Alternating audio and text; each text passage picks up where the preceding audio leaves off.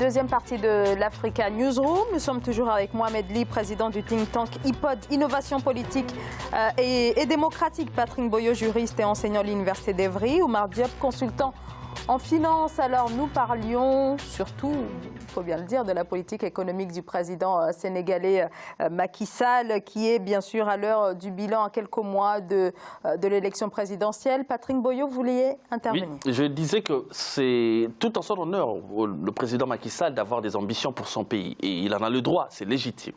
Ce que j'essaie de faire comprendre, c'est que ces ambitions doivent être réalistes. C'est-à-dire, on doit être en mesure de pousser la population à se satisfaire, à satisfaire ses besoins sur la base des infrastructures qu'on crée. Pas créer des infrastructures et pour derrière courir derrière une clientèle. Si on crée une ligne de chemin de fer ultramoderne, il faut penser au coût que cela représente.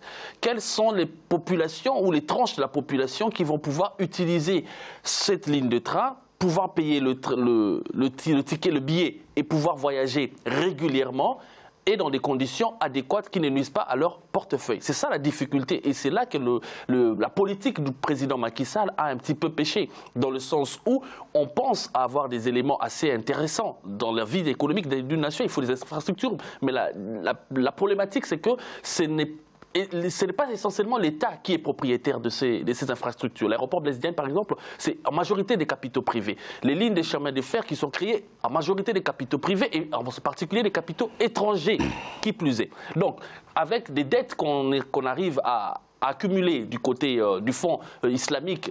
Récemment, le Sénégal a encore contracté une autre dette. On en a parlé ici. Pour moi, je trouve assez problématique que le Sénégal continue à s'endetter en même temps qu'elle crée des infrastructures qui sont en majorité propriété des capitaux privés et qui plus est des capitaux étrangers. Ça risque de créer une situation telle qu'à un moment donné, le gouvernement sera confronté face au devoir de payer ses dettes vis-à-vis des créanciers qui continuent d'accumuler, de pouvoir gérer les investissements privés à partir du moment où ça prendra d'autres destinations pour satisfaire d'autres besoins qui ne sont pas ceux du gouvernement et en même temps faire face à la grogne sociale lorsque cela se présentera. Mohamed Ly, je sais que vous voulez intervenir. Bien sûr, j'ai entendu beaucoup de choses, mais il faut recentrer certaines choses et surtout faire confiance quand même à l'intelligence étatique sénégalaise et aussi à notre capacité de mettre en place des réformes. Moi, avant de parler du bilan du président Macky Sall de façon sectorielle, comme on dit, c'est-à-dire j'ai envie d'avoir, en tant que président de think tank, une vision globale à partir de 2012, quand il a pris le pays, et aujourd'hui, et par rapport à ce qui a été son programme et le Yonou Yokoté avec sa coalition et la mise en place du PSE, du plan Sénégal émergent, aujourd'hui, quelle est l'analyse qu'on peut avoir en tant que vision de politique publique? C'est-à-dire, c'est un président, l'un des plus réformateurs que mon pays a connu, l'un des plus réformateurs que l'Afrique ait connu. Je parle de quoi? Je sais que vous êtes spécialiste en marché public. Nous savons que la réforme des marchés publics est très importante dans nos pays, parce que la commande publique dans un pays où notre économie, les économies des pays africains sont ce qu'elles sont, c'est la commande publique qui est un peu le driver donc, de la croissance. Aujourd'hui, nous avons fait, avec le président Macky Sall, les think tanks ayant participé, le mien dedans, une des meilleures réformes de politique des marchés publics, avec une DSMP qui contrôle a posteriori, une ARMP qui contrôle a priori et a posteriori. Donc de la transparence. Après, on a vu des institutions être mises en place, avec une réforme des institutions qui porte 15 points qui sont innovants et progressistes. Avec une... Alors quand même, la question est de savoir, alors j'entends bien effectivement toutes les réformes qui ont été... Mais elles sont importantes parce qu'elles sont... Des réformes importantes, bien sûr, vous avez absolument raison, mais la question que peut-être les Sénégalais se posent, c'est de sortir finalement de la pauvreté. On parle quand même aujourd'hui de 50% des Sénégalais qui sont dans une situation de pauvreté, des populations qui vivent en dessous du seuil de pauvreté. Donc la question est de savoir, est-ce que ces réformes ont eu un impact sur la lutte contre la pauvreté? J'aimerais m'exprimer là-dessus. Non mais franchement, à cette question, parce que j'ai un petit déficit de parole, s'il vous plaît, voilà, depuis le début. Mais effectivement, c'est tout le sens de ce que vous parlez. Vous savez que les présidents africains qui ont été à l'investiture de Macky Sall, pour aller très vite, ils étaient là pour l'international libéral. On parle d'un libéral qui a un programme social très ambitieux. Et on a parlé de la santé, pour ne pas revenir. On a vu comment la CMU amène le bien-être au Sénégal en ciblant et des maladies et en ciblant des populations fragiles pour qu'ils... Moi, je peux vous parler des réformes dans l'agriculture, des subventions, des réformes sur l'impôt sur le revenu qui a coûté 29 milliards à l'État, où on a vu le pouvoir d'achat augmenter. Nous avons vu la coupure d'électricité. L'électricité qui est un suppôt des développements de nos pays. Nous sommes passés des centaines d'heures annuelles à aujourd'hui à moins de 50 heures. Ce sont des réformes qui ont des impacts directs pour la vie des Sénégalais. La réduction des inondations, le Conseil national pour l'enseignement supérieur, la réforme des institutions, la réforme des marchés publics, les bourses familiales.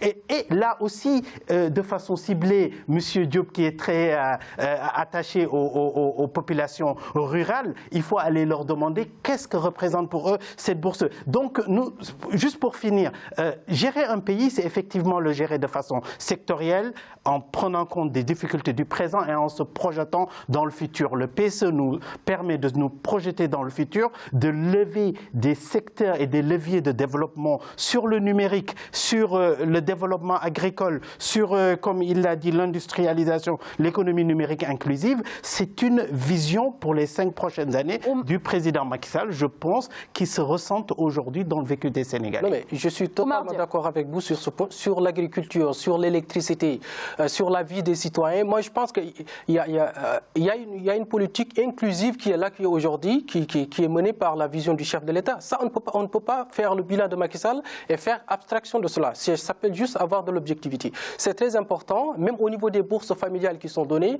Ça, parce qu'à un certain moment, il a compris que dans un pays qui n'a pas de classe moyenne, c'est extrêmement dangereux. Il y a tout ça. Mais ça, c'est en train d'être mis en œuvre, mais c'est progressif, comme je viens de dire. Tout à l'heure, vous avez parlé de la dette. Moi, je ne vois aucun pays au monde aujourd'hui qui n'est pas endetté. Vous prenez les États-Unis, qui est un grand pays, il est endetté. Tous les pays sont endettés. La dette, on ne peut pas s'en passer outre. Mais aujourd'hui, il y a une fausse information qui passe au niveau... Qu'est-ce qu'on en fait? Oui. Bien sûr, il en sait. Justement, on est en train de faire des infrastructures, on fait des infrastructures. On ne s'endette pas pour faire du fonctionnement. Ça n'existe pas. Ce que les opposants essaient de dire, ce n'est pas vrai. Il y a énormément de choses qui ont... Abdoulaye Wade disait que quand il partait au pouvoir, que 6 mois après, les salaires ne seraient pas payés. Et 6 ans après, les salaires sont payés. Donc moi, je pense qu'il y a des choses qui sont mises en place depuis 2012, qui sont pilotées par la vision du chef de l'État. Moi, je ne fais pas de la politique. Je ne suis pas membre de l'APR. Je n'appartiens à aucun mouvement politique au Sénégal. Justement, c'est mon rôle en tant que consultant, en tant que Sénégalais patriote, de passer aussi dans les médias, d'essayer de tout cet intox qui était véhiculé par certains opposants, qui n'est pas vrai. Il y a aujourd'hui une politique qui a été mise en place qui, à mon avis, il faut poursuivre. Alors, quand même, l'opposition parle d'une croissance, certes, qui est forte, mais qui n'est pas inclusive. Ce n'est pas vrai. Non, pardon, on parle quand même de... Encore une fois, je rappelle que 50% de la population sénégalaise vit en dessous du seuil de pauvreté. C'est un fait. C'est un fait. Personne ne peut le nier. Il y a aujourd'hui plus de la moitié même de la population sénégalaise qui vit sous le seuil de la pauvreté. Et même le président Sall lui-même ne le nie pas. La difficulté, c'est quoi? On peut être endetté. Les États-Unis sont endettés, comme vous le dites. Sauf que les États-Unis ont la capacité de gérer leurs dettes. La Chine... Et le Sénégal aussi. La Chine... Non, mais le Sénégal aussi. La Chine est la première créancière des États-Unis. Il y a une dette colossale vis-à-vis de la Chine. Mais les États-Unis sont capables aujourd'hui d'imposer des sanctions à la Chine. Mais je ne pense pas aujourd'hui que le Sénégal soit en mesure de pouvoir tenir tête. Non, mais je ne compare pas la dette des États-Unis. Je cite juste que le Sénégal n'est pas le seul pays endetté au monde. Ce n'est pas une comparaison de dette. Lorsqu'on prend des comparaisons, il faut savoir situer les échelles aussi. C'est un exemple, ce n'est pas une comparaison, c'est pas pareil. Pour que les téléspectateurs ne soient pas perdus non plus dans ce que l'on dit. La politique du président Macky Sall est l'un des présidents que moi j'admire le plus en Afrique. Il a fait des réformes incroyables. Bien. En 7 ans, il a fait du Sénégal ce qu'on ne pourrait pas imaginer il y a 10 ans. Simplement, il faut être objectif aussi dans la réalité. Les Sénégalais, dans la généralité, ne ressentent pas l'intérêt économique et social, je précise bien. Les retombées économiques et sociales de la politique du président Macky Sall restent encore à démontrer dans la majorité de la population. La preuve, c'est qu'il y a plus de 50% qui vivent encore sous le seuil de la pauvreté. Néanmoins, il faut admettre que ces réformes sont des réformes à long terme, comme vous l'avez dit. Structurelles. C'est ce que Structurelles. Des réformes structurelles ne produisent pas des effets immédiats. Là, on est d'accord. C'est ce que j'ai dit Là, tout à c'est l'heure. l'aspect à venir de la politique. Mais simplement, Alors, il y les a gens quand même qui des disent... réformes où l'aspect Moi, j'ai un petit média malaise. est fixé Oui. dès Les le gens qui départ. élisent- Moi, j'ai un petit malaise, mais allez-y. Les gens qui élisent ont besoin de voir leur quotidien s'améliorer du jour au lendemain. Ils n'ont pas besoin qu'on leur dise restez affamés, dans 10 ans ça ira mieux. C'est pas comme ça. On va parler tout à l'heure du problème du parrainage. S'il y a des risques de double parrainage, s'il y a des risques, il y a même des faits de commercialisation du parrainage, c'est parce que simplement la population a du mal à se retrouver dans sa vie de tous les jours. Voilà pourquoi il faut penser à l'équilibre quand on fait des réformes. C'est pour ça que j'ai dit, il y a des réformes qu'on fait, des bases qu'on jette, mais il faut aussi que dans le quotidien, que le peuple soit capable de comprendre et de suivre le rythme, sinon on risque de créer une fracture. Mohamed Ly. Cette fracture aujourd'hui, honnêtement, pour parler du Sénégal, est un peuple très politisé et qui comprend les enjeux. Aujourd'hui, on est à l'ouverture d'un grand débat. Si la question c'est de savoir est-ce que le Sénégal n'a plus de problème, est-ce que Macky Sall a réglé tous nos problèmes, la réponse est non. Si c'est pour dire est-ce qu'il y a une pertinence d'avoir un gouvernement dans notre pays, comme tous les gouvernements du monde, et il n'y a pas de pays qui fasse exception, il y a du challenge, il y a des choses à faire et il y a des choses à parfaire. Maintenant, à 2012, comme on le disait, et comme vous le disiez, moi j'ai un petit malaise, c'est que nous sommes dans un plateau, on dira un peu pro-Macky, c'est vraiment, comme vient de dire monsieur, nous ne sommes pas des partisans, mais... Alors vous défendez... Mais la réalité est là. Oui, la vérité, moi j'aurais aimé avoir un opposant, mais très largement le bilan du président c'était une Macky Sall. parenthèse. Non, mais très sérieusement, si je reviens... Heureusement que j'ai apporté un bémol. Si je reviens à ma casquette, effectivement, de quelqu'un qui, quand même, pendant 7 ans, a mis en place un think tank qui analyse les politiques publiques et qui a beaucoup participé à leur élaboration, on peut dire, vous avez parfaitement raison, on ne fait pas de la politique pour la politique, on l'a fait pour les populations. Qu'est-ce qui s'est passé? En parlant de la dette, vous avez parfaitement raison, mais pour la première fois, et c'est important de le dire, à partir de Macky Sall, au Sénégal, parce que je suis désolé, il faut le dire, nous avons un budget qui a été revu. La structure de notre budget a changé. Nous avons maintenant un budget d'investissement. Avant, nous avions qu'un budget de fonctionnement. Maintenant, le Sénégal a investi. Nous avons le pétrole qui va venir. Nous avons un fonds 6 qui prépare des investissements structurels dans ce pays-là. Et on n'a pas commencé à dire aux gens, effectivement, le pétrole va venir, on ne sait pas comment vous allez vivre, mais quand il viendra. Nous avons vu, nous vivons dans un pays où c'est extrêmement dangereux. Emmanuel Macron, qui avait plein de réformes, aujourd'hui, il vit la crise des Gilets jaunes parce qu'apparemment, il aurait fallu accélérer. Exactement. Et ça n'existe pas au Sénégal. Pourquoi? Parce qu'on a tout de suite vu qu'est-ce qui était budgétivore dans le bilan sénégalais. Il ne faut pas oublier, quand ce pouvoir est installé, il y a beaucoup de choses qu'on a combattues, qu'on a quand même obtenues avec lui. Cela veut dire la réduction drastique du nombre d'agences, la réduction drastique du nombre de directions qui ne servent à rien, la réduction des factures d'électricité. Ça veut dire quoi? C'est-à-dire c'est un État qui a une intelligence économique qui a approché ses dépenses pour les baisser de façon considérable, pour mettre les dépenses dans des secteurs qui reviennent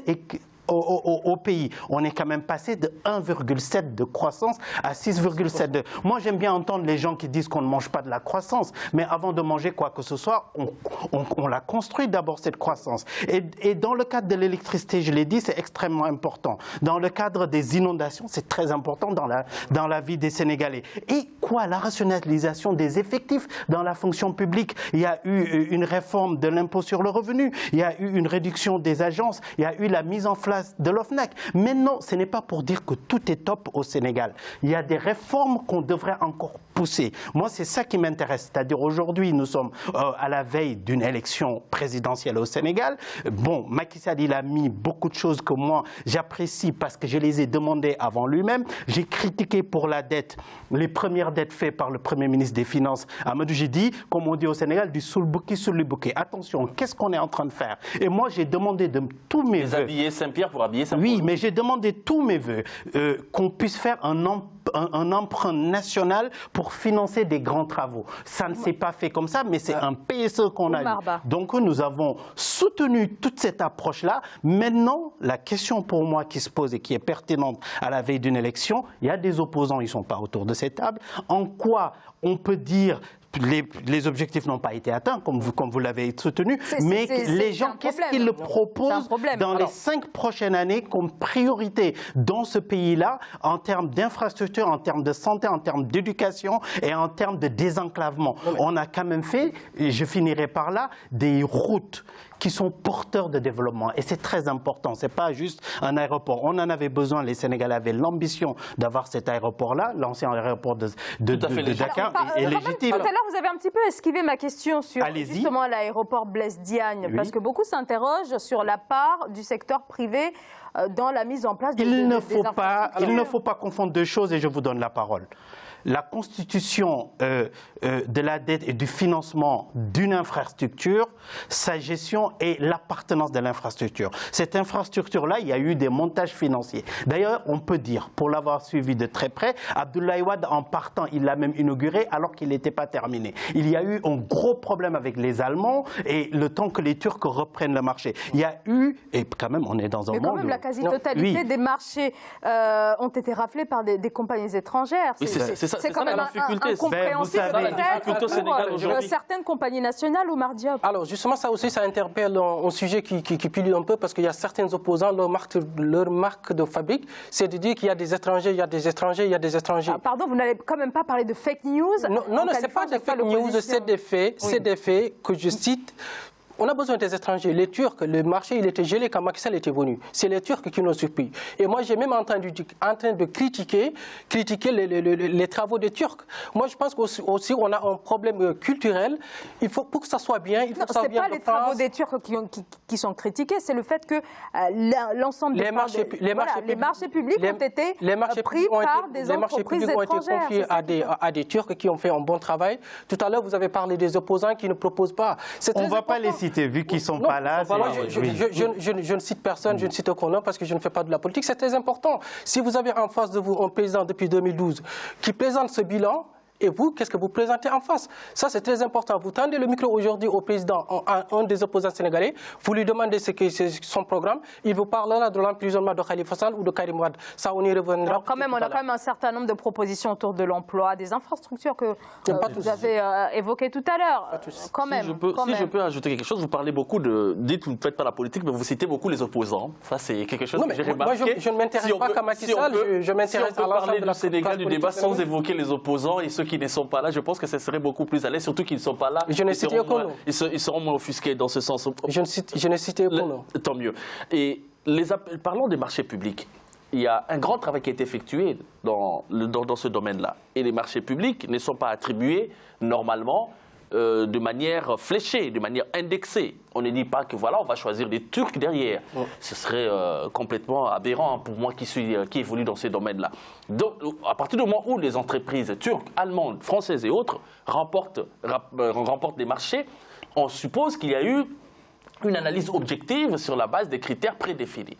Simplement, il existe dans un État ce qu'on appelle l'économie politique. C'est-à-dire que dans l'économie, il y a certains pans de la vie économique qu'on ne laisse pas à n'importe qui. Ce sont des domaines de souveraineté. C'est pour cela que vous verrez par exemple, s'il y a une entreprise italienne qui veut par exemple racheter des chantiers des Saint-Nazaire, la France émet son veto. On discute, on trouve des parts égales, on fait une différence peut-être d'0,5%, au moins qu'on ne perde pas la face.